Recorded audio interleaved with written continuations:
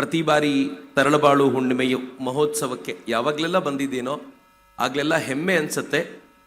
ಒಂದು, ಸ್ವಾಮೀಜಿಯವರ ಕಾರ್ಯವನ್ನು ಕುರಿತು ಅದನ್ನು ನೋಡಿ ಬಂದಿರುವಂಥ ನಿಮ್ಮಗಳನ್ನು, ನಿಮ್ಮ ಶ್ರದ್ಧೆಯನ್ನು ಕಂಡು, ಮತ್ತೊಂದು, ನೀವು ಅಷ್ಟು ಪ್ರೀತಿ ಇಟ್ಟು ಇಲ್ಲಿಗೆ ಬರ್ತೀರಾ, ಸ್ವಾಮೀಜಿಯವರ ದರ್ಶನ ಮಾತ್ರದಿಂದಲೇ ಧನ್ಯರಾದೆವು ಅಂತ ಭಾವಿಸುವಂಥ ಇಷ್ಟೊಂದು ಭಕ್ತ ಸಮೂಹವನ್ನು ಕಂಡಾಗ ಈ ದೇಶದಲ್ಲಿ ಶ್ರದ್ಧೆ ಅನ್ನೋದು, ಆಸ್ಥೆ ಅನ್ನೋದು ಎಷ್ಟು ಬಲವಾಗಿ ಬೇರೂರಿದೆ ಅನ್ನೋದು ಕೂಡ ನಿಚ್ಚಳವಾಗಿ ಅರಿವಾಗುವಂತೆ ಅನ್ಸತ್ತೆ. ಯಾವಾಗಲೂ ಪ್ರತಿ ಬಾರಿ ನನಗೊಂದು ಪ್ರಶ್ನೆ ಕಾಡತ್ತೆ. ಜಗತ್ನಲ್ಲಿ ಯಾರ ಮೇಲೂ ಆಗದೇ ಇರುವಷ್ಟು ಆಕ್ರಮಣ ನಮ್ಮ ಮೇಲಾಗಿದೆ. ಅದು ಗ್ರೀಕರು, ಶಕರು, ಹೂಣರು, ಮೊಘಲರು, ತುರ್ಕರು, ಅರಬ್ಬರು, ಅಫ್ಘನ್ರು, ಪೋರ್ಚುಗೀಸರು, ಫ್ರೆಂಚರು, ಡಚ್ಚರು, ಇಂಗ್ಲಿಷರು, ಎಷ್ಟು ಜನ ನಿರಂತರವಾಗಿ ಆಕ್ರಮಣ ಮಾಡಿದ್ರು. ಒಬ್ಬೊಬ್ಬರ ಆಕ್ರಮಣವು ಸರ್ವನಾಶ ಮಾಡುವಂತ ಆಕ್ರಮಣವಾಗಿದ್ದಾಗ್ಲೂ ಇವತ್ತಿನವರೆಗೂ ಕೂಡ ಈ ಸಮಾಜ ಇಷ್ಟು ಬಲವಾಗಿ ಉಳಿದಿರೋದು ಹೇಗೆ ಸಾಧ್ಯ ಅಂತಂದ್ರೆ ಈ ಶ್ರದ್ಧೆಯ ಭಾವನೆಯಿಂದ ಮಾತ್ರ ಸಾಧ್ಯ ಅಂತ ಪ್ರತಿ ಬಾರಿ ಇಲ್ಲಿಗೆ ಬಂದಾಗ್ಲೂ ಅನ್ಸತ್ತೆ. ಅಂತ ಶ್ರದ್ಧೆಯನ್ನ ಬಹುಶಃ ನೀವು ಮೂಡಿಸುವಂತೆ ತಮ್ಮ ಬದುಕನ್ನು ರೂಪಿಸಿಕೊಂಡಿರುವ ಪರಮಪೂಜ್ಯ ಸ್ವಾಮೀಜಿಯವರಿಗೆ ಮೊದಲ ಕೃತಜ್ಞತೆಗಳು ನಿಸ್ಸಂಶಯವಾಗಿ ಸಲ್ಲತ್ತೆ. ಇವತ್ತಿನ ವಿಚಾರ ಸಮೂಹ ಮಾಧ್ಯಮಗಳು. ನಂಗೆ ಗೊತ್ತಿದೆ, ಎಲ್ಲರೂ ಸಮೂಹ ಮಾಧ್ಯಮಗಳ ಬಗ್ಗೆನೇ ಮಾತನಾಡ್ತಿರ್ತಾರೆ. ಅನೇಕರಿಗೆ ಮಾಧ್ಯಮ ಅಂದ ತಕ್ಷಣ ಪೇಪರು, ಎಲೆಕ್ಟ್ರಾನಿಕ್ ಮೀಡಿಯಾನೇ. ಬಹಳ ಜನರಿಗೆ ಗೊತ್ತಿಲ್ಲ, ಮಾಧ್ಯಮ ಅಂದ್ರೆ ಇಂಗ್ಲಿಷ್ನಲ್ಲಿ ಮೀಡಿಯಂ ಅಂತ ಅಷ್ಟೇ, ಬಹಳ ದೊಡ್ಡದ್ದು ಅಂತ ಏನು ತಿಳ್ಕೊಳ್ಬೇಡಿ. ನಮ್ಮ ಮಕ್ಕಳಿಗೆ ಸ್ಕೂಲಿಗೆ ಸೇರಿಸ್ಬೇಕಾದ್ರೆ ಕನ್ನಡ ಮೀಡಿಯಮೋ ಇಂಗ್ಲಿಷ್ ಮೀಡಿಯಮೋ ಅಂತ ಕೇಳ್ತೀವಲ್ಲ, ಅಷ್ಟೇ. ಕನ್ನಡ ಮಾಧ್ಯಮನೋ ಇಂಗ್ಲಿಷ್ ಮಾಧ್ಯಮನೋ ಅಂತ. ಏನದರ ಅರ್ಥ? ಮಾಡುವ ಪಾಠ ಮಕ್ಕಳಿಗೆ ಅರ್ಥವಾಗುವಂತೆ ಮಾಡೋದಕ್ಕೆ ಕನ್ನಡವನ್ನು ಬಳಸ್ತಿರೋ ಇಂಗ್ಲಿಷನ್ನು ಬಳಸ್ತಿರೋ ಅಂತ ಅಷ್ಟೇ. ಅದನ್ನು ಬಿಟ್ಟರೆ ಕನ್ನಡ ಮತ್ತು ಇಂಗ್ಲಿಷ್ಗೆ ಪ್ರತ್ಯೇಕವಾದ ಬೇರೆ ಏನೂ ಇಲ್ಲ ಆ ವಿಚಾರದಲ್ಲಿ ಮಾಧ್ಯಮವಾಗಿ ಬಳಸಿದಾಗ. ಹಾಗೆಯೇ ಯಾವುದೋ ಒಂದು ವಿಚಾರವನ್ನ ಮತ್ತೊಬ್ಬರಿಗೆ ಮುಟ್ಟಿಸ್ಲಿಕ್ಕೆ ಮಧ್ಯ ಕೊಂಡಿ ಇರುತ್ತಲ್ಲ, ಅವೆಲ್ಲವನ್ನೂ ಮಾಧ್ಯಮ ಅಂತ ಕರಿಬಹುದು. ನನ್ನ ದೃಷ್ಟಿಯಿಂದ ನನ್ನ ಪಾಲಿಗೆ ನನ್ನ ಜೀವನದ ಮೊದಲ ಮಾಧ್ಯಮ ಅಂತ ಯಾವುದಾದ್ರೂ ಇದ್ರೆ ಅದು ನನ್ನ ಮನೆಯಲ್ಲಿರುವ ಅಜ್ಜಿನೇ. ಅವಳಿಗಿಂತ ದೊಡ್ಡ ಮಾಧ್ಯಮ ಯಾವುದೂ ಇಲ್ಲ.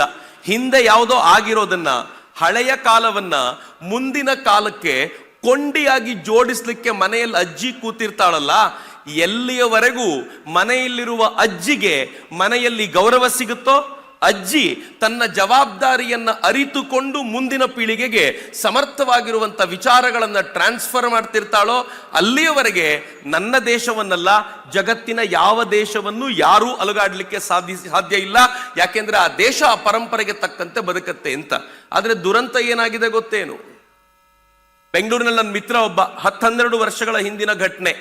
ನಾವು ಯುವ ಬ್ರಿಗೇಡ್ ಶುರು ಮಾಡಿದ ಆರಂಭದ ದಿನದಲ್ಲಿ ಉತ್ಸಾಹದಲ್ಲಿದ್ದವನು, ಮದುವೆ ಆಗಿದ್ದ, ಒಂದು ಮಗು ಇತ್ತು. ಊರಲ್ಲಿದ್ದ ಅಪ್ಪ ಅಮ್ಮನ್ನ ಬೆಂಗಳೂರಿಗೆ ಕರ್ಕೊಂಡು ಬಂದ.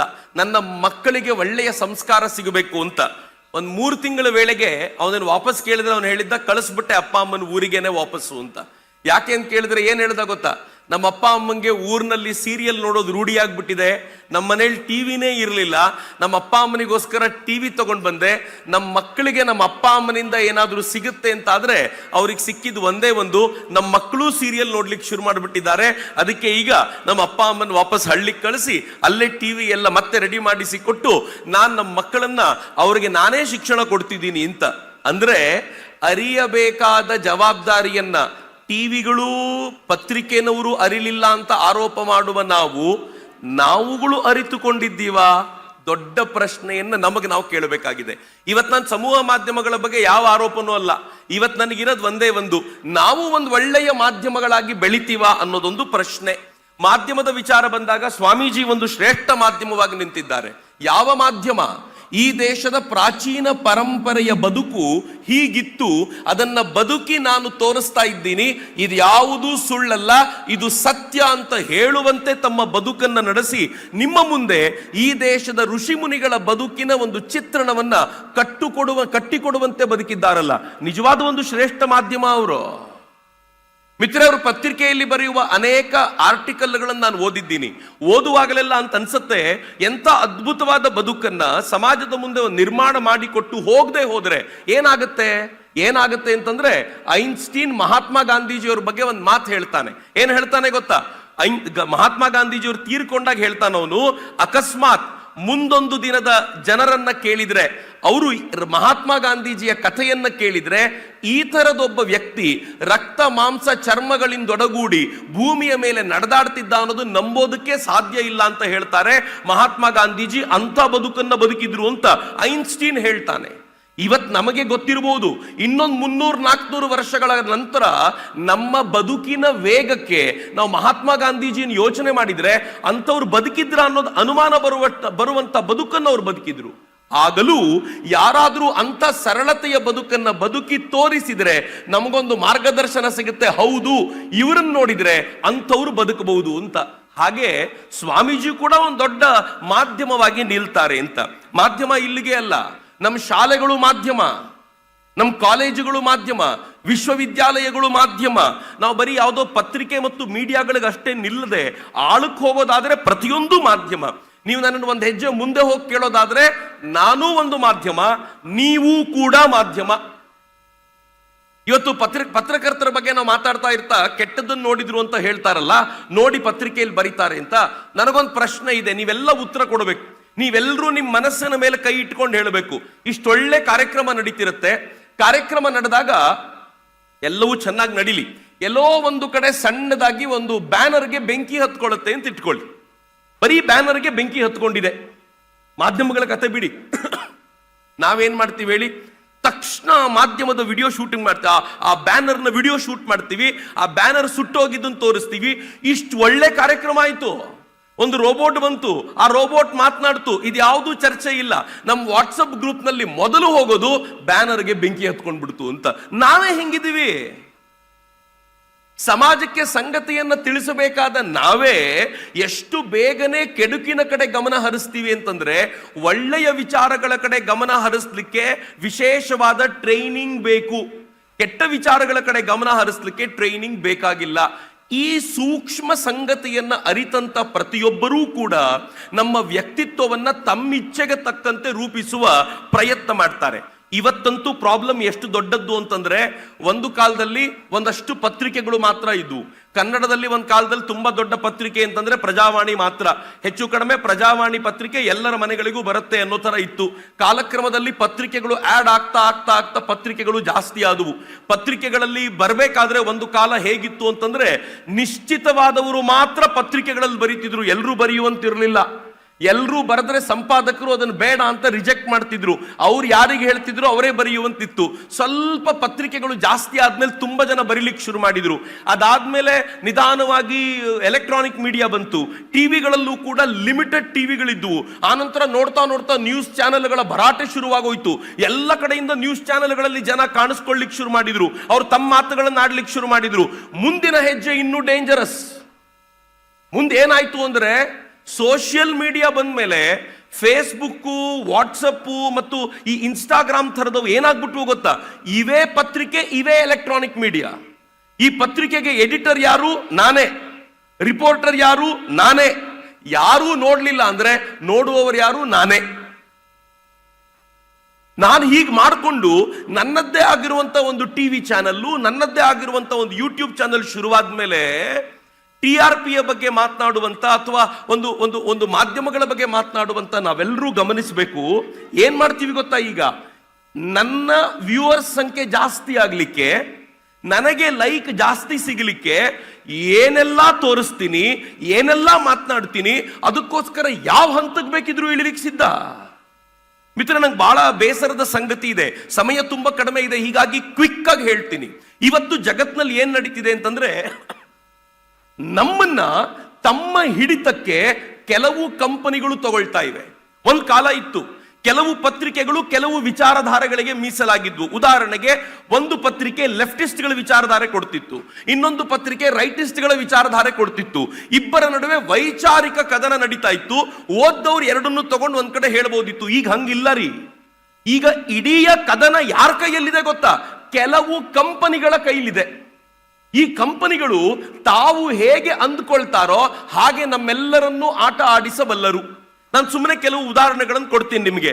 ಇನ್ಸ್ಟಾಗ್ರಾಮ್ನಲ್ಲಿ 1-2 ವರ್ಷಗಳ ಹಿಂದೆ ಅಥವಾ 3 ವರ್ಷಗಳ ಹಿಂದೆ ಹೆಚ್ಚು ಓಡ್ತಾ ಇದ್ದ ರೀಲ್ ಯಾವುದು ಅಂತ ಕೇಳಿದ್ರೆ, ಯಾರಾದ್ರೂ ಟೂರಿಗೆ ಹೋಗಿ ಟ್ರಿಪ್ಪಿಗೆ ಹೋಗಿ ಅದನ್ನ ತೋರಿಸಿದ್ರೆ ಇಲ್ಲಿ ಈ ತರದಿದೆ ಹಿಂಗಿದೆ ಅಂತಂದ್ರೆ ತುಂಬಾ ಬರ್ತಿತ್ತು. ನಾವು ಕನ್ನಡದಲ್ಲಿ ವಿದೇಶಕ್ಕೆ ಹೋದಂತ ಅನೇಕ ಯಾತ್ರಿಕರ ಅನುಭವಗಳನ್ನ ನಮ್ಮ ಮನೆಯಲ್ಲಿ ಕೂತ್ಕೊಂಡು ಫೇಸ್ಬುಕ್ ಅಲ್ಲಿ ರೀಲ್ಗಳಲ್ಲಿ ನೋಡಿ ವೈರಲ್ ಮಾಡುವಂತ ಪ್ರಸಂಗ ಇತ್ತು, ವೈರಲ್ ಆಗ್ತಾ ಇತ್ತು. ನಾವು ಅನ್ಕೊಳ್ತಿದ್ವಿ ನಾವು ಮಾಡ್ತಿದ್ವಿ ಅಂತ. ಅದ್ ನಾವು ಮಾಡ್ತಿದ್ದಲ್ಲ, ತಂತಾನೆ ಆಗ್ತಿತ್ತು. ಕಂಪನಿಯವರು ಡಿಸೈಡ್ ಮಾಡ್ತಿದ್ರು ಇದು ಹೋಗಬೇಕು ಅಂತ. ಸ್ವಲ್ಪ ದಿನ ಕಳಿತು, ಟೂರಿಂಗ್ ಹೋಯ್ತು, ಫುಡ್ ಬಂತು. ಮನೆಯಲ್ಲಿ ಅಡಿಗೆ ಮಾಡಿದವರೆಲ್ಲ ಇವತ್ತು ಅಡಿಗೆ ಮಾಡಿದ್ದೀನಿ ಅಂತ ಹಾಕಿದ್ರೆ ಅದು ವೈರಲ್ ಆಗ್ತಿತ್ತು. ಯಾಕೆಂದ್ರೆ ಕಂಪನಿ ಡಿಸೈಡ್ ಮಾಡಿತ್ತು ಈಗ ಅಡಿಗೆಯನ್ನ ವೈರಲ್ ಮಾಡಬೇಕು ಅಂತ. ಮುಗೀತು.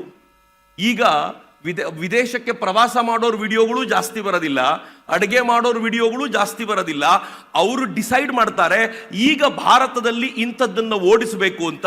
ನಾವು ಅದನ್ನ ನೋಡಿ ನಾವು ಅನ್ಕೊಳ್ತೀವಿ ನಾವು ನೋಡಿದ್ದಕ್ಕೆ ಇದು ಓಡ್ತಾ ಇದೆ ಅಂತ. ಖಂಡಿತ ಇಲ್ಲ ಮಿತ್ರರೇ. ಈ ಕಂಪನಿಗಳು ತಮ್ಮ ಕೈಯಲ್ಲಿ ನಮ್ಮೆಲ್ಲರ ತಲೆಯನ್ನ ಬಲವಾಗಿ ಹಿಡ್ಕೊಂಡಿದ್ದಾರೆ. ಅವರು ಏನು ಯೋಚನೆ ಮಾಡಬೇಕು ಅಂತ ಹೇಳ್ತಾರೋ ಅದನ್ನ ನಾವು ಯೋಚನೆ ಮಾಡುವಂತೆ ಅವರು ನಮ್ಮನ್ನು ಪ್ರೇರೇಪಿಸ್ತಾರೆ. ಸೋಷಿಯಲ್ ಮೀಡಿಯಾಗಳು, ನಾವು ಯಾವ ಎಲೆಕ್ಟ್ರಾನಿಕ್ ಮೀಡಿಯಾ ಮತ್ತು ಈ ಪ್ರಿಂಟ್ ಮೀಡಿಯಾ ಬಗ್ಗೆ ಮಾತನಾಡ್ತಿದ್ದೀವೋ ಅದಕ್ಕಿಂತಲೂ ಬಹಳ ಡೇಂಜರಸ್. ಇದು ಯಾರೊಬ್ಬರ ಕೈಲಲ್ಲ.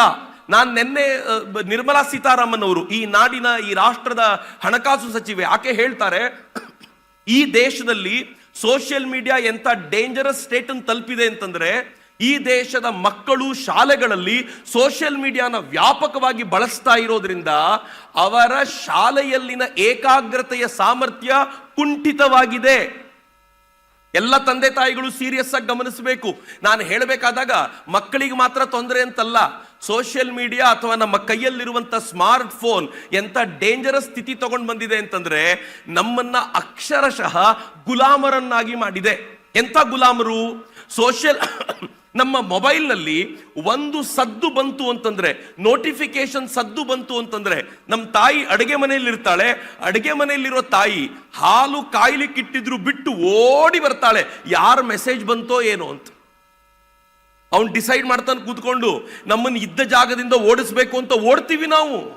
ತೆನಾಲಿರಾಮನ ಕಥೆಯಲ್ಲಿ ಬೆಕ್ಕಿಗೆ ಗಂಟೆ ಹೊಡೆದ್ರೆ ಹಾಲು ಕುಡಿಯುವಂತೆ ತೆನಾಲಿರಾಮ ಮಾಡಿದ್ದ ಅಂತ ನಾನು ಚಿಕ್ಕನ್ನಲ್ಲಿ ಓದುವಾಗ ನಗ್ತಿದ್ದೆ. ಆ ತೆನಾಲಿರಾಮನ ಕಥೆ ಏನ್ ರೋಚಕವಾಗಿದೆ ಅಂತ. ಇವತ್ತು ವಾಟ್ಸಪ್ನ ಕಂಪನಿ ಡಿಸೈಡ್ ಮಾಡಿದೆ, ನಾನು ಗಂಟೆ ಬಾರಿಸಿದ್ರೆ ಈ ಮನೆಯ ಒಡತಿ ತನ್ನ ಕೆಲಸವನ್ನ ಬಿಟ್ಟು ನನ್ನ ಹತ್ರ ಬರುವಂತೆ ಮಾಡ್ತೀನಿ ಅಂತ ಅವನು ಡಿಸೈಡ್ ಮಾಡಿದ್ದ. ನಾವು ಹಾಗೆ ಮಾಡ್ತೀವಲ್ಲ. ತೆನಾಲಿರಾಮನ ಬೆಕ್ಕಿಗೂ ನಮಗೂ ಇರೋ ಡಿಫರೆನ್ಸ್ ಏನು? ಏನೂ ಇಲ್ಲ ಮಿತ್ರರೇ.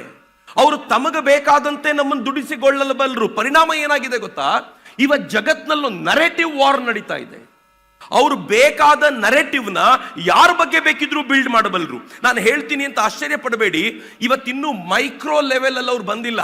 ನಾಳೆ ಏನಾದರೂ ಮೈಕ್ರೋ ಲೆವೆಲ್ ಅಲ್ಲಿ ಇಳಿದ್ರೆ, ತರಳಬಾಳು ಸಂಸ್ಥೆಯ ಕುರಿತಂತೆ ಕೆಟ್ಟದ್ದಾಗಿ ರಾಜ್ಯ ಆಲೋಚನೆ ಮಾಡಬೇಕು ಅಂತ ಅವರು ಡಿಸೈಡ್ ಮಾಡಿದ್ರೆ, ಎಲ್ಲರ ಮೊಬೈಲ್ಗಳಲ್ಲೂ ಇದಕ್ಕೆ ಸಂಬಂಧಪಟ್ಟ ವಿಡಿಯೋ ಬಂತು ಅಂತಂದ್ರೆ ನಾವು ನಂಬಿ ಕೂತ್ಕೋತೀವಿ. ಇತ್ತೀಚೆಗೆ ಕರ್ನಾಟಕದಲ್ಲಿ ಒಂದು ದೇವಸ್ಥಾನದ ಮೇಲೆ ಒಂದು ಪುಟ್ಟ ಪ್ರಯೋಗ ಆಗಿತ್ತು, ನಿಮ್ಗೆಲ್ರಿಗೂ ಗೊತ್ತಿದೆ.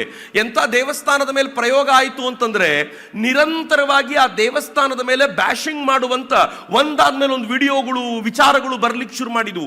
ನಾವು ನಂಬಿದ್ವಿ. ನಾನು ಯೂಟ್ಯೂಬ್ನಲ್ಲಿ ಕ್ರಿಯೇಟರ್ ಆಗಿರೋದ್ರಿಂದ ನನಗೆ ಗೊತ್ತು. ಬ್ಯಾಕ್ ಹ್ಯಾಂಡಲ್ ನನಗೊಂದು ಮೆಸೇಜ್ ಬಂತು, ನನಗೊಬ್ಬನಿಗೆ ಅಲ್ಲ, ಕ್ರಿಯೇಟರ್ಗಳಿಗೆಲ್ಲ ಹೋಗಿದೆ. ಏನ್ ಮೆಸೇಜ್ ಗೊತ್ತಾ? ನೀವು ಈ ದೇವಸ್ಥಾನದ ಮೇಲೆ ವಿಡಿಯೋ ಮಾಡಿ ಇದಕ್ಕೆ ವ್ಯೂ ಜಾಸ್ತಿ ಇದೆ ಅಂತ. ಅನೇಕರನ್ನ ನಾನು ಆನಂತರ ಪ್ರಶ್ನೆ ಮಾಡಿದ್ರೆ ಅವ್ರು ಹೇಳ್ತಾರೆ, ಏನ್ ಮಾಡೋದು ಸರ್, ಜನ ನೋಡ್ತಾ ಇದ್ರು ಅದಕ್ಕೆ ನಾವು ಕ್ರಿಯೇಟ್ ಮಾಡಿದ್ವಿ ಅಂತ. ಜನ ನೋಡೋದಕ್ಕೆ ನಾವು ಕ್ರಿಯೇಟ್ ಮಾಡ್ತೀವಿ, ನೋಡುವಂತೆ ಮಾಡೋದು ಯಾರು, ವ್ಯೂ ಜಾಸ್ತಿ ತೋರಿಸೋದು ಯಾರು ಅಂತಂದ್ರೆ ಯಾವುದೋ ಒಂದು ಕಂಪನಿ ಡಿಸೈಡ್ ಮಾಡುತ್ತೆ ಅಂತ. ಈ ನರೇಟಿವ್ ವಾರ್ ಎಷ್ಟು ಡೇಂಜರ್ ಆಗಿದೆ ಗೊತ್ತೇನು? ಈ ದೇಶ ಪಾಕಿಸ್ತಾನದ ಮೇಲೆ ಆಪರೇಷನ್ ಸಿಂಧೂರ್ ಯುದ್ಧ ಮಾಡಿತು. ಆಪರೇಷನ್ ಸಿಂಧೂರ್ ಯುದ್ಧ ನಡೆದಾಗ ಎಷ್ಟು ವಿಚಿತ್ರವಾಗಿ ನಡೆಯುತ್ತೆ ನೋಡಿ. ಯಾವುದೋ ಒಂದು ಪತ್ರಿಕೆ, ಒಂದು ಪ್ರಿಂಟ್ ಮೀಡಿಯಾ ಒಂದು ನ್ಯೂಸ್ ಹಾಕ್ತು, ಭಾರತದ ಒಂದು ರಫೇಲ್ ವಿಮಾನ ಉರುಳಿ ಬಿದ್ದಿದೆ ಅಂತ ನ್ಯೂಸ್ ಹಾಕ್ತು. ನ್ಯೂಸ್ ಹಾಕ್ಬೇಕಾದ್ರೆ ಏನ್ ಬರೀತು ಗೊತ್ತಾ? ಇದು ನಮ್ಮ ಸೋರ್ಸ್ ನಿಂದ ಬಂದಿರುವಂತದ್ದು ಅಂತ ಬರೀತು. ಯಾವಾಗ ಅದೊಂದು ಪ್ರಖ್ಯಾತವಾಗಿರುವಂತ ಇಂಗ್ಲಿಷ್ ಪತ್ರಿಕೆ ಈ ರಿಪೋರ್ಟ್ ನ ಬರೀತೋ ಅದನ್ನ ನೇರವಾಗಿ ಅಲ್ ಜಜೀರಾ ಅನ್ನುವಂತ ಅರಬ್ ಪತ್ರಿಕೆಯನ್ನು ತೆಗೆದುಕೊಳ್ತು ತನ್ನಲ್ಲಿ ಬರೀತು. ಬರೆಯುವಾಗ ಏನ್ ಬರೀತು ಗೊತ್ತಾ? ಇಂಡಿಯಾದ ಇಂಥ ಪತ್ರಿಕೆಯಿಂದ ಸ್ವೀಕರಿಸಿದ್ದೀವಿ ಅಂತ ಹಾಕ್ತು. ಅಲ್ ಜಜೀರಾದಿಂದ ತಕ್ಷಣ ಬ್ರಿಟಿಷ್ ಪತ್ರಿಕೆ BBC ತಗೊಳ್ತು. BBC ಹೇಳ್ತು ನಾವು ಅಲ್ ಜಜೀರಾದಿಂದ ತಗೊಂಡಿದ್ದೀವಿ ಅಂತ. ಅಷ್ಟೊತ್ತಿಗೆ ಇಲ್ಲಿ ದೊಡ್ಡ ಗಲಾಟೆ ಆಯ್ತು. ಆ ತರ ರಫೇಲ್ ಯಾವುದು ಬಿದ್ದಿಲ್ಲ, ನಿಮ್ ಸೋರ್ಸ್ ಯಾವ್ದು ಹೇಳಿ ಅಂತ ಎಲ್ಲರೂ ತಿರುಗಿ ಬಿದ್ದಾಗ ಆ ಖ್ಯಾತ ಇಂಗ್ಲಿಷ್ ಪತ್ರಿಕೆ ಸಣ್ಣದಾಗಿ ಒಂದು ಸಾರಿ ಹೇಳ್ತು. ನಾನು ಆ ಪೋಸ್ಟ್ ಅನ್ನ ಡಿಲೀಟ್ ಮಾಡಿದ್ದೀನಿ, ಪೇಪರ್ ಅಲ್ಲಿ ಬಂದಾಗಿತ್ತು ಅಷ್ಟೊತ್ತಿಗೆ, ಆದ್ರೆ ಆನ್ಲೈನ್ ಅಲ್ಲಿ ಇರೋದನ್ನ ಡಿಲೀಟ್ ಮಾಡಿದ್ದೀನಿ, ಹೀಗಾಗಿ ನಾನು ಕ್ಷಮೆ ಕೇಳ್ತೀನಿ ಅಂತ ಸಣ್ಣದಾಗಿ ಹಾಕಿ ಬಿಟ್ಬಿಡ್ತು. ಆದರೆ BBC ಅಲ್ಲಿ ಬಂದಿದ್ದು ಹೋಗ್ಲಿಲ್ಲ, ಅಲ್ ಜಜೀರಾ ಬಂದು ಹೋಗ್ಲಿಲ್ಲ. BBC ಇಂದ ಅದನ್ನು ತೆಗೆದುಕೊಂಡು ಭಾರತದ ಒಂದು ಆನ್ಲೈನ್ ಪತ್ರಿಕೆ ಅದನ್ನು ಬ್ಲೋ ಅಪ್ ಮಾಡಿ ಬರೀತು, ಅದು ಹೋಗ್ಲಿಲ್ಲ. ಭಾರತದ ಆನ್ಲೈನ್ ಪತ್ರಿಕೆಗೆ ನೀವು ಎಲ್ಲಿಂದ ಇದನ್ನು ತಗೊಂಡ್ರಿ ಅಂದ್ರೆ ಅವ್ರು BBC ಅಂದ್ರು. BBC ಕೇಳಿದ್ರೆ ಅಲ್ ಜಜೀರಾ ಅಂದ್ರು. ಅಲ್ ಜಜೀರಾ ಅಂತ ಕೇಳಿದ್ರೆ ಇಂಡಿಯಾದ ಪತ್ರಿಕೆ ತೋರಿಸಿದ್ರು. ಆ ಪತ್ರಿಕೆ ಕ್ಷಮೆ ಕೇಳಿ ಆಗಿತ್ತು. ಆದ್ರೆ ಇನ್ನು ಮುಂದೆ ನೀವೇನಾದ್ರೂ ಗೂಗಲ್ ಸರ್ಚ್ ನಲ್ಲಿ ಇಂಡಿಯಾದ ರಫೇಲ್ ಬಿತ್ತ ಅಂತ ಕೇಳಿದ್ರೆ ಬಿತ್ತು ಅಂತಾನೆ ಹೇಳುತ್ತೆ. ಇವತ್ತು ಐರಿಸ್ ಬಂದು ನಿಂತ್ಕೊಂಡ್ಲಲ್ಲ, ಐರಿಸ್ನ ಯಾವ್ದಾದ್ರು ಒಂದು ಮಗು ಒಂದು ಮೈಕ್ ಹಿಡ್ಕೊಂಡು ಭಾರತದಲ್ಲಿ ಒಂದು ರಫೇಲ್ ವಿಮಾನ ಪಾಕಿಸ್ತಾನದ ಯುದ್ಧದೊಂದಿಗೆ ಏಟು ತಿಂದು ಬಿತ್ತ ಅಂತ ಕೇಳಿದ್ರೆ ಐರಿಸ್ ಹೌದು ಅಂತ ಉತ್ತರ ಕೊಡುತ್ತೆ. ಯಾಕೆ ಗೊತ್ತಾ? ಯಾಕೆ ಅಂದ್ರೆ ಐರಿಸ್ಗೆ ಟ್ರೈನ್ ಮಾಡಿರುವ ಲ್ಯಾಂಗ್ವೇಜ್ ಮಾಡೆಲ್ ಎಲ್ಲ ಅದು ಅಲ್ ಜಜೀರಾ ಮತ್ತು ಈ ವಿಭಾಗಗಳಿಂದ ಆಗಿರೋದ್ರಿಂದ, ಈ ತರದ ವಿಚಾರಗಳನ್ನ ಹೆಕ್ಕಿ ತೆಗೆದುಕೊಳ್ಳೋದ್ರಿಂದ ಅದು BBC ನಂಬುತ್ತೆ, ಅದು ಅದೇ ಉತ್ತರ ಕೊಡುತ್ತೆ. ಅನೇಕ ದಿನಗಳ ಕಾಲ ಈ ದೇಶದಲ್ಲಿ 6 ರಫೇಲ್ಗಳು ಬಿದ್ದು ಪಾಕಿಸ್ತಾನಕ್ಕೆ ಏನು ನಷ್ಟ ಆಗಲಿಲ್ಲ. 6-0 ಅಂತ ಪಾಕಿಸ್ತಾನದ ಪ್ಲೇಯರ್ಗಳು ಕ್ರಿಕೆಟ್ ಗ್ರೌಂಡ್ ನಲ್ಲಿ ತಮಾಷೆ ಮಾಡ್ತಾ ಇದ್ರು. ಈ ವಿಚಾರವನ್ನ ಭಾರತದ ರಾಜಕಾರಣಿಗಳು ಬ್ಲೋ ಅಪ್ ಮಾಡಿದ್ರು, ಬೇರೆ ಪ್ರಶ್ನೆ. ಮಾಧ್ಯಮಗಳು ಹೆಂಗ್ ಕೆಲಸ ಮಾಡ್ತಾವ್ ನೋಡಿ. ಅದಾದ್ಮೇಲೆ ಈಗೇನಾಗಿದೆ ಗೊತ್ತಾ? ಮೊನ್ನೆ ತಾನೇ ಸ್ವಿಟ್ಜರ್ಲ್ಯಾಂಡಿನ ಮಿಲಿಟರಿ ಎಕ್ಸ್ಪರ್ಟ್ ಒಂದು ರಿಪೋರ್ಟ್ ಕೊಟ್ಟಿದ್ದಾರೆ. ಆ ರಿಪೋರ್ಟ್ ಅಲ್ಲಿ ಏನ್ ಹೇಳಿದ್ದಾರೆ ಅಂತಂದ್ರೆ, ಯುದ್ಧ ಶುರುವಾದ 3 ದಿನಕ್ಕೆ ಪಾಕಿಸ್ತಾನ ಪತರುಗುಟ್ಟಿ ಹೋಯ್ತು. ಪಾಕಿಸ್ತಾನ ಭಾರತದ ಮುಂದೆ ಯುದ್ಧ ನಿಲ್ಲಿಸುವಂತೆ ಗಿಡಗಡಾಯಿಸ್ಲಿಕ್ಕೆ ಶುರು ಮಾಡಿತ್ತು. 4ನೇ ದಿನ ಯುದ್ಧ ಆ ಕಾರಣಕ್ಕೆ ನಿಂತಿತು ಅಂತ ಸ್ವಿಟ್ಜರ್ಲ್ಯಾಂಡ್ ವರದಿ ಮಾಡಿದೆ. ಯಾರಿಗೆ ಗೊತ್ತಿದೆ? ಮಾಧ್ಯಮಗಳು ಗುಮ್ರಾಹ ಮಾಡೋದು, ನಮ್ಮನ್ನ ದಾರಿ ತಪ್ಪಿಸುವಂತ ರೀತಿ ಇದೆಯಲ್ಲ, ಈ ತರ ಇದೆ. ಈ ನರೇಟಿವ್ ವಾರ್ ಅನ್ನ ಫೈಟ್ ಮಾಡಬೇಕು ಅಂತಂದ್ರೆ ನಮ್ಗಿರೋದು ಒಂದೇ ಒಂದು ಮಾರ್ಗ. ಆ ಮಾರ್ಗ ಏನು ಅಂತಂದ್ರೆ ಬೌದ್ಧಿಕವಾಗಿ ಶ್ರೀಮಂತ ನಾವೇ ಆಗಬೇಕು. ನೀವು ಹೇಳಿದ ಮಾತನ್ನ ಸುಳ್ಳು ಅಂತ ಮಾಡೋದು, ನೀವು ಹೇಳಿದ ಸುಳ್ಳನ್ನ ಸತ್ಯ ಅಂತ ಮಾಡೋದು ಇವತ್ತು ಯಾರಿಗೂ ಬಹಳ ಕಷ್ಟ ಅಲ್ಲ. ಒಂದು 4 ಪೋಸ್ಟ್ಗಳನ್ನ ನಾವು ಹೆಂಗ್ ಮಾಡ್ತೀವಿ ಗೊತ್ತಾ? ನಾನು ಹೆಚ್ಚು ಸೋಷಿಯಲ್ ಮೀಡಿಯಾ ಮೇಲೆ ಗಮನ ಹರಿಸ್ತೀನಿ. ಯಾಕೆ ಅಂತಂದ್ರೆ ನಮ್ಮೆಲ್ಲರ ದೊಡ್ಡ ಪ್ರಾಬ್ಲಮ್ ಸೋಷಿಯಲ್ ಮೀಡಿಯಾನೇ. ಅದಕ್ಕೆ ಅದರ ಮೇಲೆ ಹೆಚ್ಚು ಗಮನ ಇಟ್ಟಿರ್ತೀನಿ. ನಾನಿವತ್ತು ಬೆಳಗ್ಗೆ ಮೆಟ್ರೋದಲ್ಲಿ ಬಂದೆ ಬೆಂಗಳೂರಿನಿಂದ. ಸಾರಿ ಟು ಸೇ, ಇಡೀ ಮೆಟ್ರೋದಲ್ಲಿ ಒಬ್ಬನ ಕೈಯಲ್ಲಿ ಮಾತ್ರ ಪೇಪರ್ ಇತ್ತು, ಒಂದು ಕನ್ನಡ ನ್ಯೂಸ್ ಪೇಪರ್. ಉಳಿದ ಹೆಚ್ಚು ಕಡಿಮೆ 80% ಜನರ ಕೈಯಲ್ಲಿ, ನನ್ನನ್ನೂ ಸೇರಿದಂತೆ, ಮೊಬೈಲ್ ಇತ್ತು. ನಾನು ಅದನ್ನು ಅಂದ್ಕೊಂಡ್ಮೇಲೆ ಡಿಸೈಡ್ ಮಾಡಿದೆ ಪೇಪರ್ ಓದಬೇಕಿನ್ಮೇಲೆ ಅಂತ. ಪೇಪರ್ ಓದೋದನ್ನ ಬಿಟ್ಟಿದ್ದೀವಿ, ಆದ್ರೆ ಕೈಯಲ್ಲಿ ಮೊಬೈಲ್ ಇರುತ್ತೆ. ಈ ಮೊಬೈಲ್ನ ಡೇಂಜರ್ ಏನು ಗೊತ್ತಾ? ಪೇಪರ್ನಾದ್ರೆ ಸ್ವಲ್ಪ ಓದಬೇಕು. ಮೊದಲಾದ್ರೆ ಹೆಡ್ಲೈನ್ ಓದ್ತಿದ್ವಿ, ಈಗ ಸ್ವಲ್ಪ ಓದಿದ್ರೆ ಅರ್ಥ ಆಗುತ್ತೆ. ಮೊಬೈಲ್ನಲ್ಲಿ ಒಂದು ಚಿತ್ರ ಬರುತ್ತೆ, ಆ ಚಿತ್ರದಲ್ಲಿ ಒಂದು ಸಾಲಿರುತ್ತೆ. ಆ ಚಿತ್ರ ಹೇಗೆ ತಲೆಗೆ ಹೋಗಿ ಕೂತ್ಕೊಳ್ಳುತ್ತೆ ಅಂತಂದ್ರೆ, ಅದು ನೆಗೆಟಿವ್ ಆದ್ರೆ ಅಂತೂ 100% ತಲೆಯಲ್ಲಿ ಕೂತ್ಬಿಡುತ್ತೆ. ಅದಾದ ನಂತರ ಪಾಸಿಟಿವ್ ಆಗಿ ಬರುವಂತ ಯಾವ ಸಂಗತಿಯು ನಮ್ಮ ತಲೆಗೆ ಹೋಗೋದಿಲ್ಲ, ನೆಗೆಟಿವ್ ಆಗಿದ್ದು ಮಾತ್ರ ತಲೆಯಲ್ಲಿ ಕೂತ್ಕೊಳ್ಳುತ್ತೆ. ನಿಧಾನವಾಗಿ ಯಾವುದೇ ಸಂಗತಿಯ ವಿರುದ್ಧ ನಮ್ಮನ್ನ ಭಡಕಾಯಿಸ್ಲಿಕ್ಕೆ ಇದನ್ನ ಬಳಸ್ಕೊಳ್ಳಿಕ್ಕೆ ಪ್ರಯತ್ನ ಮಾಡಬಹುದು ಅಂತ ನಿಮ್ಗೆ ಗೊತ್ತಿರಬಹುದು ಮಿತ್ರರೇ. ಇದೇ ಪ್ರಯತ್ನವನ್ನ ಈ ಕಂಪನಿಗಳು ನೇಪಾಳದಲ್ಲಿ ಮಾಡಿದ್ರು.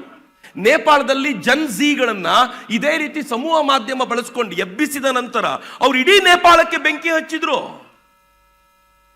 ವೆನಿಜುಯಾಲಾದಲ್ಲಿ ಹೀಗೆ ಆಯ್ತು. ಕೈಯಲ್ಲಿ ಮೊಬೈಲ್ ಹಿಡ್ಕೊಂಡವರಿಗೆ ಈ ಕೆಲಸ ಮಾಡಿದ್ರು. ಇರಾನ್ನ ಘಟನೆ ಇನ್ನೂ ಭಯಾನಕವಾಗಿರೋದು. ಮಾದುರೋನ ಬ್ರೆಜಿಲ್ನಿಂದ ಎತ್ಕೊಂಡು ಬಂದ್ರಲ್ಲ, ಹೆಂಗ್ ತಗೊಂಡ್ ಬಂದ್ರು ಅಮೆರಿಕಾದವರು. ಅವನು ಎಲ್ಲ ತನ್ನ ದೇಶದಲ್ಲಿದ್ದಂತ ಎಲ್ಲ ಇಂಟರ್ನೆಟ್ ಪ್ರೊವೈಡರ್ಗಳನ್ನ ಸ್ಟಾಪ್ ಮಾಡಿಸಿದ್ದ. ಆದ್ರೆ ಏನಾಗಿತ್ತು ಗೊತ್ತಾ? ಈ ಎಲಾನ್ ಮಸ್ಕಿನ ಒಂದು ಸಂಸ್ಥೆ ಮಾತ್ರ ಕೆಲಸ ಮಾಡ್ತು, ಅದು ಯಾರಿಗೂ ಗೊತ್ತಿಲ್ಲದಂತೆ ಕೆಲಸ ಮಾಡಿ ಮೊಬೈಲ್ ಆಕ್ಟಿವೇಟ್ ಮಾಡ್ತು. ಪರಿಣಾಮ ಎಲ್ಲ ಜನ ಅಲ್ಲಿ ಬೀದಿಗೆ ಬಂದು ಅವನ ವಿರುದ್ಧ ಗಲಾಟೆ ಮಾಡ್ಲಿಕ್ಕೆ ಶುರು ಮಾಡಿದ್ರು. ಒಂದು ಸತ್ತಾದ ವಿರುದ್ಧ, ಒಬ್ಬ ಸ್ವಾಮೀಜಿಗಳ ವಿರುದ್ಧ, ಒಬ್ಬ ವ್ಯಕ್ತಿಯ ವಿರುದ್ಧ ತನಗೆ ಬೇಕಾದಂತೆ ಬಡಕಾಯಿಸಬಲ್ಲಂತ ಸಾಮರ್ಥ್ಯವನ್ನ ನಮ್ಮ ಕೈಯಲ್ಲಿರುವಂತ ಪುಟ್ಟ ಯಂತ್ರ ಮಾಡುತ್ತೆ ಅಂತ. ಈ ಕಾರಣಕ್ಕೆ ನಾನು ಕೇಳ್ಕೊಳ್ಳೋದು ಏನು ಅಂತಂದ್ರೆ, ನಾವು ಈಗ ಹಿಂದೆಂದಿಗಿಂತಲೂ ಹೆಚ್ಚು ಎಚ್ಚರಿಕೆಯಿಂದಿರಬೇಕು. ನಮ್ಮ ಎಚ್ಚರಿಕೆ ಹೇಗಿರಬೇಕು ಅಂತಂದ್ರೆ, ಪ್ರತಿಯೊಂದನ್ನು ಕೇಳುವಾಗ, ಪ್ರತಿಯೊಂದನ್ನು ಮಾಡುವಾಗ, ನೋಡುವಾಗ ಇದು ಹೌದೋ ಅಲ್ವೋ ಅಂತ ಡಬಲ್ ವೆರಿಫಿಕೇಶನ್ ಮಾಡಿಕೊಳ್ಳುವಂತ ಅನಿವಾರ್ಯತೆ ನಮಗಿದೆ. ಇಲ್ಲದೆ ಹೋದರೆ ಈ ದೇಶದಲ್ಲೂ ಕೂಡ ಹೇಗೆ ಬಾಂಗ್ಲಾದೇಶದಲ್ಲಾಯ್ತೋ, ಹೇಗೆ ನೇಪಾಳದಲ್ಲಾಯ್ತೋ, ಹಾಗೆ ಜೆನ್ಜಿ ಪ್ರತಿಭಟನೆ ಎಬ್ಬಿಸ್ಲಿಕ್ಕೆ ಏನು ಪ್ರಯತ್ನ ಪಡ್ತಿದ್ದಾರೋ ಅದಕ್ಕೆ ನಮಗೆ ಗೊತ್ತಿಲ್ಲದಂತೆ ನಾವೇ ಕಾರಣ ಆಗ್ಬಿಡ್ತೀವಿ.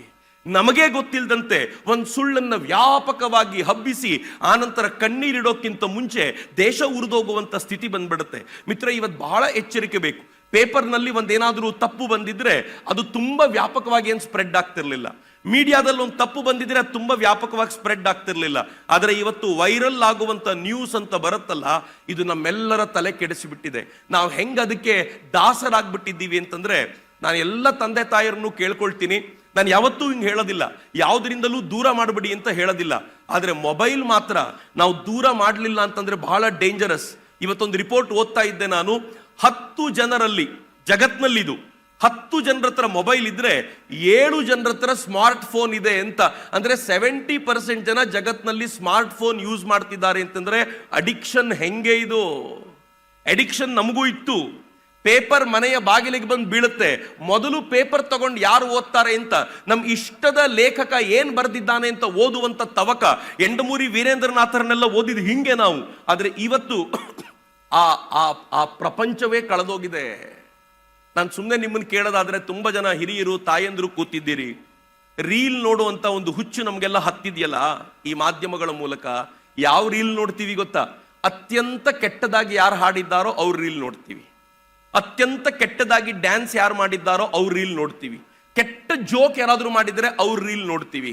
ಒಳ್ಳೆ ವಿಚಾರ ಸ್ವಾಮೀಜಿ ಹೇಳಿದ್ರೆ 3 ಸೆಕೆಂಡ್, ಬಿಲೀವ್ ಮೀ 3 ಸೆಕೆಂಡ್. ನಂಗೆ ತುಂಬಾ ಚೆನ್ನಾಗಿ ಗೊತ್ತಿದೆ, ಒಂದು ವಿಡಿಯೋ 1,00,000 ಜನ ನೋಡಿದ್ರೆ ಹೆಚ್ಚು ಕಡಿಮೆ 90-92 ಸಾವಿರ ಜನ 3 ಸೆಕೆಂಡ್ ನೋಡಿರ್ತಾರೆ. ಇನ್ನೊಂದು 3-4 ಸಾವಿರ ಜನ ಮಾತ್ರ ಪೂರ್ತಿ ನೋಡಿರ್ತಾರೆ. ಉಳಿದವ್ರು ಪೂರ್ತಿ ನೋಡೋಕ್ ಪುರ್ಸೊತ್ತಿಲ್ಲ, ಅಲ್ಲಿಗೆ ಮುಗಿಸ್ಬಿಟ್ಟು ಹೋಗ್ತಾರೆ. 3 ಸೆಕೆಂಡ್ ಅಲ್ಲಿ ಏನೂ ತಲೆಗೆ ಹೋಗಿರೋದಿಲ್ಲ ಅವರಿಗೆ. ಆದ್ರೆ ಆ 3 ಸೆಕೆಂಡ್ ನಲ್ಲಿ ಅವರು ಒಂದು ವ್ಯೂ ಅಂತ ಕೌಂಟ್ ಮಾಡಿಟ್ಟು ಹೋಗ್ತಾರೆ. ವೈರಲ್ ಆಯ್ತು ಅಂತ ನಾವು ಅನ್ಕೊಳ್ತಿರ್ತೀವಿ. ಆದ್ರೆ ಡೇಂಜರಸ್ ಸಂಗತಿ ಏನು ಅಂತಂದ್ರೆ, ನಮಗೇ ಗೊತ್ತಿಲ್ಲದಂತೆ ನಮ್ಮ ಮಕ್ಕಳನ್ನ ಇದು ಕ್ಯಾಪ್ಚರ್ ಮಾಡ್ಕೊಳ್ತಿದೆ.